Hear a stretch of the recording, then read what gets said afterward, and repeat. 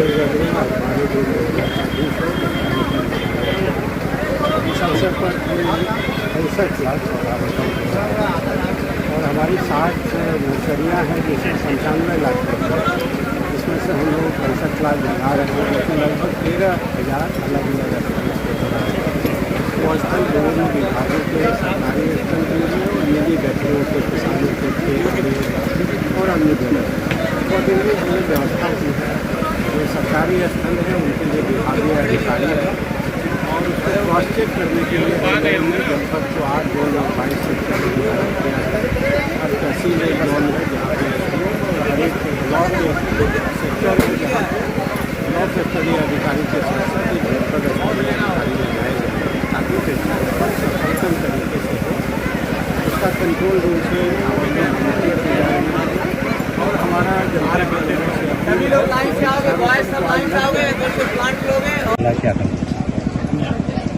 प्रकृति के संरक्षण के लिए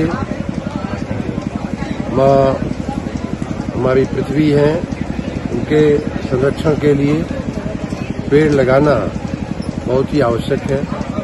इसी भावना के तहत माननीय प्रधानमंत्री जी ने एक पेड़ माँ के नाम का संदेश आह्वान अभियान छेड़ा है और उसी अभियान के तहत हम सभी लोग उत्तर प्रदेश में भी माननीय मुख्यमंत्री जी के नेतृत्व में 35 करोड़ पौधारोपण का लक्ष्य इस वर्ष रखा गया है।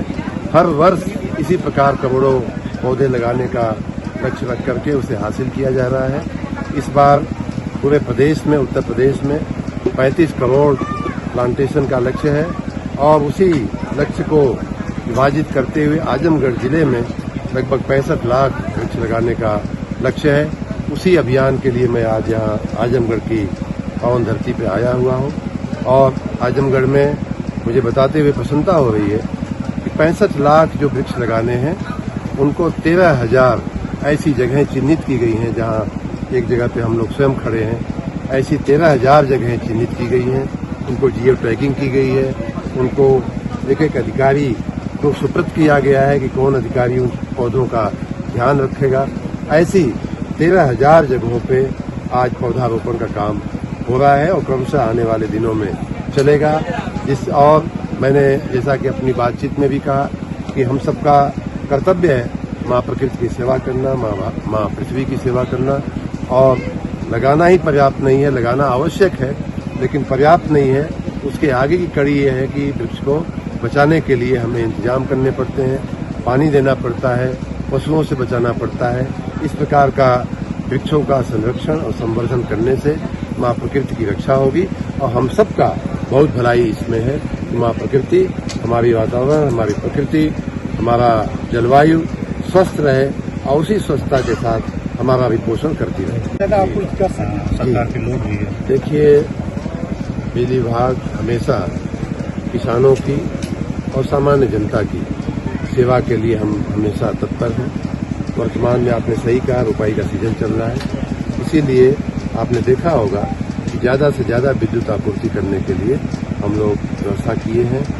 गाँव में भी रोस्टर की जो प्रथा हमारी पुरानी थी उसे भी किनारे करते हुए आजकल हम लोग प्रयास कर रहे हैं 24 घंटे बिजली देने का। हाँ, ये बात अलग है कि कहीं आंधी आने से, कहीं तूफान आने से और तमाम प्रकार के प्राकृतिक अवरोध आने की वजह से कई बार घंटा आधा घंटा का विक्षेप हो रहा है, लेकिन हमारा प्रयास है कि 24 घंटा हम बिजली दें और उसके लिए उस बिजली को दो हिस्सों में अगर देखा जाए तो पहली बात तो ये कि देश में हम सर्वाधिक बिजली देने वाले इस समय राज्य हुए। 32,000 मेगावाट हमारी बिजली की आपूर्ति पहुंच गई है, जो उत्तर प्रदेश के इतिहास में भी सबसे ज्यादा है और देश में भी सर्वाधिक।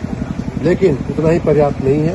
हर गांव में, हर खंबे पे, हर तार पे, हर किलोमीटर पे बिजली का खंबा कैसा है, बिजली का तार कैसा है, उसका भी इंतजाम करना पड़ता है।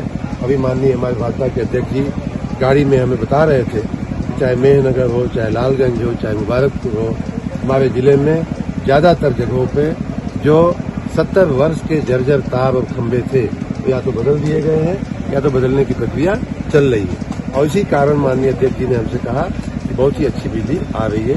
अभी आपको मंच से भी माननीय अध्यक्ष जी ने भी बिजली की प्रशंसा किया, हमारे जिलाधिकारी ने भी प्रशंसा किया और मैं जनता को आश्वस्त करना चाहता हूं कि बिजली की दृष्टि से उन्हें कोई समस्या आने नहीं दी जाएगी। If you like this video, please share and subscribe of channel. Also don't forget press the bell icon for regular updates.